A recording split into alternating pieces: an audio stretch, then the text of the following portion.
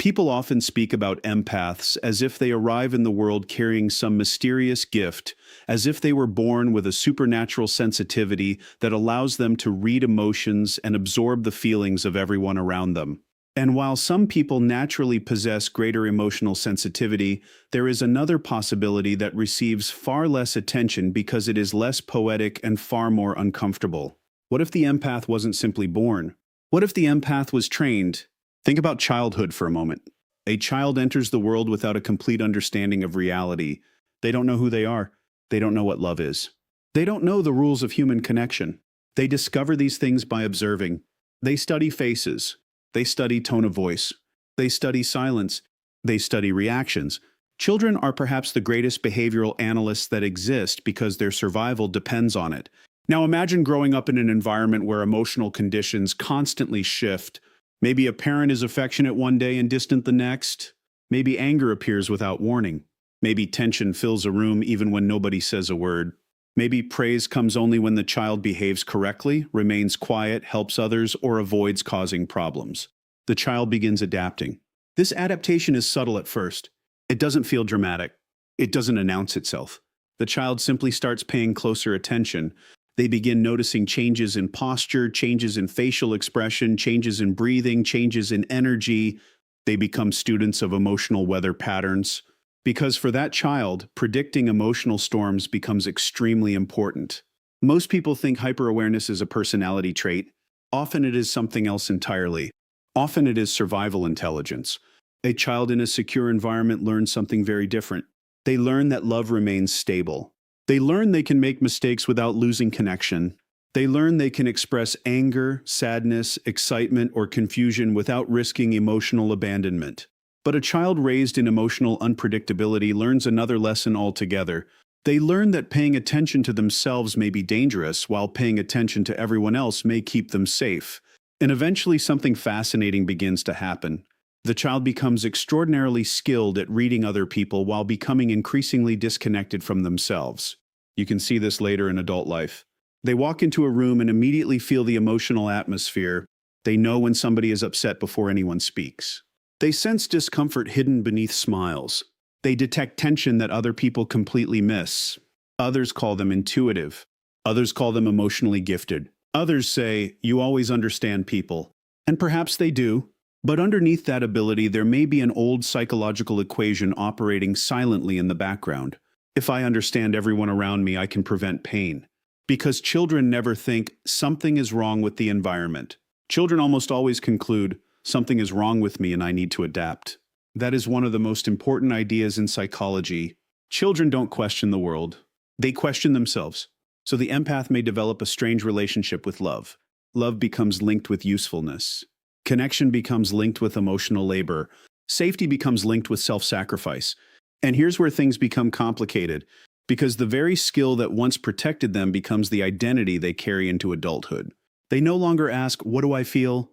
They ask, "What does everyone else need?" They no longer enter relationships looking for connection. They enter relationships looking for responsibility, and many never notice when it happened. Because when survival patterns become old enough, they stop feeling like adaptations. They begin feeling like personality. The empath may not simply be the person who understands everyone. The empath may be the child who learned that understanding everyone else was the price of being loved. And that changes everything. Now, once that pattern begins forming, something even more significant starts happening beneath the surface. The child who learned to monitor the emotional environment starts receiving another lesson, one that is rarely spoken directly. Nobody sits them down and says it out loud. There is no formal announcement. But children are masters at discovering invisible rules, and the rule slowly becomes this: your needs are dangerous. That may sound extreme at first because many people immediately picture severe childhood experiences. But psychological conditioning is often much quieter than that. Sometimes it happens through repeated small moments that seem harmless on their own. A child says, "Look at me," and the parent responds with irritation because they are stressed. The child starts crying and hears, "Stop being dramatic." They become excited and are told to calm down. They express frustration and are called ungrateful. They ask for attention and feel that subtle shift in energy that says, "Without words, you are becoming inconvenient right now." Children notice these moments with incredible precision. Adults often underestimate this. We think children remember events. Children remember emotional conclusions. They absorb meanings. The event itself may disappear from memory, but the emotional equation remains. When I need something, people pull away. When I express myself, tension appears. When I become too visible, connection weakens. And because children are dependent on attachment, they don't risk challenging these conclusions. They adapt to them. So a child faced with that reality begins making unconscious decisions. Maybe I should become easier. Maybe I should become quieter. Maybe I should stop asking for things. Maybe I should become the person everyone likes. And eventually, one of the most dangerous transformations in psychology begins to take place. The child starts editing themselves before the world ever has to. Think about that for a moment. Most people imagine rejection as something external. They imagine someone saying no, walking away, criticizing, or abandoning them. But for many future empaths, rejection begins internally. They learn to reject parts of themselves first. Their anger becomes unacceptable. Their sadness becomes excessive. Their desires become selfish. Their needs become burdens. So they don't eliminate these parts, they hide them. And hidden parts of the self do not disappear. They wait. Now, from the outside, this child often appears extraordinary. Teachers love them because they are cooperative. Family members praise them because they are mature for their age. Other people describe them as thoughtful, kind, caring, and easy to be around. But notice the strange language people often use. You're such a good kid. You never cause problems. You're so selfless. Sounds beautiful, doesn't it? But psychologically, there can be a shadow hidden underneath those compliments, because sometimes being good quietly becomes synonymous with being absent.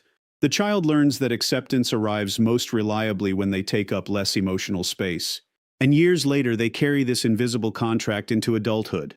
You see it in relationships all the time. They struggle to ask for reassurance because they fear appearing needy. They hesitate to set boundaries because they fear disappointing people. They apologize for emotions that require no apology. They feel guilty receiving help while feeling completely comfortable giving it. And perhaps most importantly, they experience a strange discomfort whenever they prioritize themselves. Because somewhere deep inside, a very old voice still whispers, "Careful. Don't ask for too much. Don't become difficult. Don't become selfish." But here's the tragedy hiding inside all of this. Healthy selfishness was never selfishness at all. A child wanting comfort is not selfish. A child wanting attention is not selfish. A child wanting to be seen is not selfish. Those are not acts of selfishness. Those are acts of being human. And when someone grows up believing their humanity itself is excessive, they spend a lifetime earning permission to exist. The child who was punished for having needs eventually becomes the adult who apologizes for having a soul. Now, once a person learns that their value comes from reducing themselves for the comfort of others, that pattern does not simply disappear when childhood ends. Childhood strategies have an unusual quality to them. They survive long after the original environment is gone. The mind keeps using old maps even when the landscape changes. This is where many empaths enter adulthood carrying an invisible instruction manual they never consciously wrote. They walk into relationships, friendships, workplaces, even ordinary social interactions with a silent question already running in the background. What does everyone else need from me?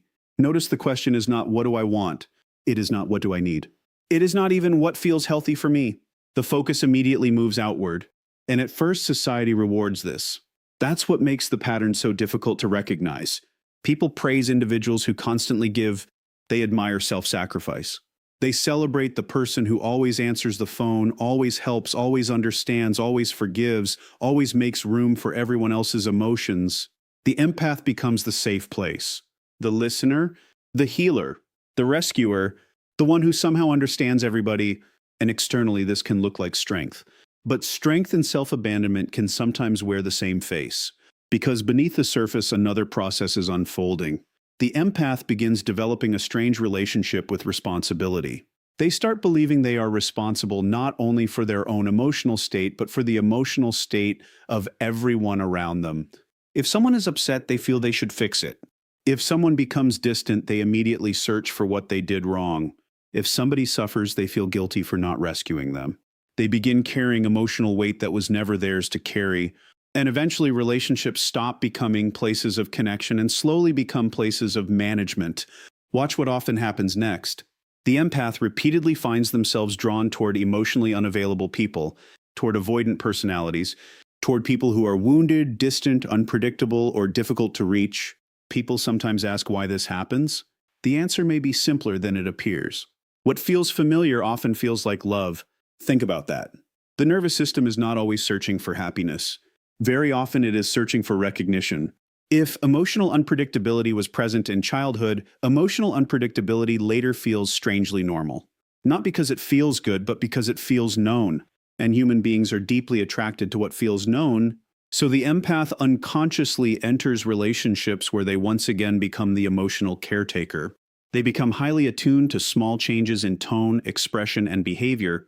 They start working harder, giving more, understanding more, excusing more. They tell themselves things like, they've been through a lot, they just need time. If I love them enough, they'll eventually feel safe. And for a while, that effort creates purpose. But eventually something starts happening internally. Exhaustion appears, resentment appears, confusion appears, because no matter how much they give, there is still a quiet emptiness inside. Why? Because they are attempting to solve a childhood wound using adult relationships. And relationships cannot repair an identity built around self-erasure.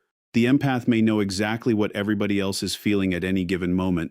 They may sense pain before words are spoken.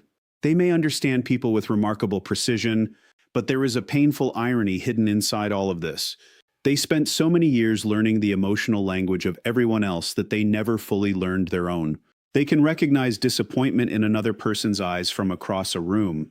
But ask them a simple question, what do you want? And suddenly there is silence, because the person who understands everyone can sometimes become the stranger they never learned to understand. And there is no heavier loneliness than becoming invisible to yourself. And this is where the conversation moves into territory that Carl Jung spent much of his life trying to explain, because eventually every human being encounters a psychological reality that cannot be negotiated with forever. Whatever you refuse to acknowledge does not disappear. Whatever you bury does not die. It waits. Jung understood something that many people misunderstand about human nature. People often divide themselves into categories of good and bad, light and dark, acceptable and unacceptable. We create identities around what we want to be seen as. We say, I am kind, I am patient, I am generous, I am understanding. But identity has a hidden cost. Because every time you say, this is who I am, you may also be saying, this is what I refuse to be. And that rejected material does not vanish. Jung called this the shadow. The shadow is not evil. That's where people get confused. The shadow is simply the parts of yourself you learned were unwelcome, the emotions, impulses, desires, and instincts that were pushed out of awareness because somewhere along the way you concluded they threatened love, connection, or belonging.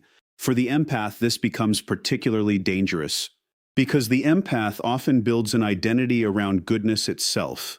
They become the understanding person, the forgiving person, the peaceful person, the person who never asks for too much, the person who never creates conflict. And on the surface, that sounds admirable. It sounds evolved. It sounds almost spiritually advanced. But psychologically, we should ask a difficult question. What happened to their anger?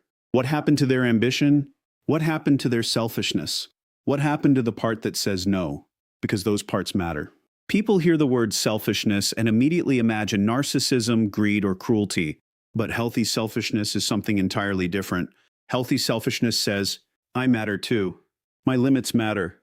My energy is not infinite. I have a right to exist without earning it. But for the empath conditioned by childhood, these ideas can feel deeply uncomfortable. Not intellectually uncomfortable, emotionally uncomfortable. Because somewhere deep inside there is still an old equation running. If I choose myself, I lose love. So they continue suppressing things. They suppress anger because anger feels dangerous. They suppress disappointment because disappointment feels unfair. They suppress desire because desire feels demanding. And at first this appears to work. Years may pass. Decades may pass. They remain patient, giving, understanding. But eventually the mind begins collecting unpaid debts. Because suppressed emotions behave like pressure inside a sealed container. Silence does not eliminate them. Niceness does not eliminate them. Self-control does not eliminate them. Pressure accumulates. And then one day something unexpected happens. The empath becomes exhausted, or emotionally numb, or resentful, or suddenly angry in ways that surprise even them. Sometimes people around them say, you've changed, but often they haven't changed at all. The hidden parts simply became too heavy to carry in darkness. This is why Jung warned that the ignored shadow eventually governs behavior from behind the scenes. The parts you deny do not stop influencing you. They influence you unconsciously. The person who denies anger may quietly build resentment. The person who denies needs may secretly crave rescue. The person who denies selfishness may become trapped in bitterness. And here's the painful irony. The empath who spent a lifetime trying to become perfectly loving can eventually begin feeling disconnected from love itself, because love without identity becomes performance. Compassion without boundaries becomes depletion. Selflessness without a self becomes disappearance. You cannot endlessly remove pieces of yourself and still remain whole. Eventually, life asks a question that cannot be avoided. How much of yourself have you sacrificed in order to be accepted? Because the greatest danger was never becoming selfish. The greatest danger was becoming absent. And once a person begins seeing these patterns clearly, something important happens. The entire story starts changing. Because awareness creates a strange moment in psychological development. It places you between two worlds. You can no longer pretend you don't see the pattern, but you also haven't fully learned how to live without it. This is where many people become confused. They think healing means becoming someone else. They imagine they need to become harder, colder, detached, less caring. They think the answer is to stop feeling deeply, stop helping people, stop being emotionally available. But that isn't transformation. That's reaction. When someone spends years abandoning themselves and then suddenly swings toward emotional isolation, they haven't found balance. They've simply moved to the opposite extreme. The goal was never to stop being an empath. The goal was never to stop caring. The goal was to stop disappearing. Because empathy itself was never the problem. Sensitivity was never the problem. Compassion was never the problem.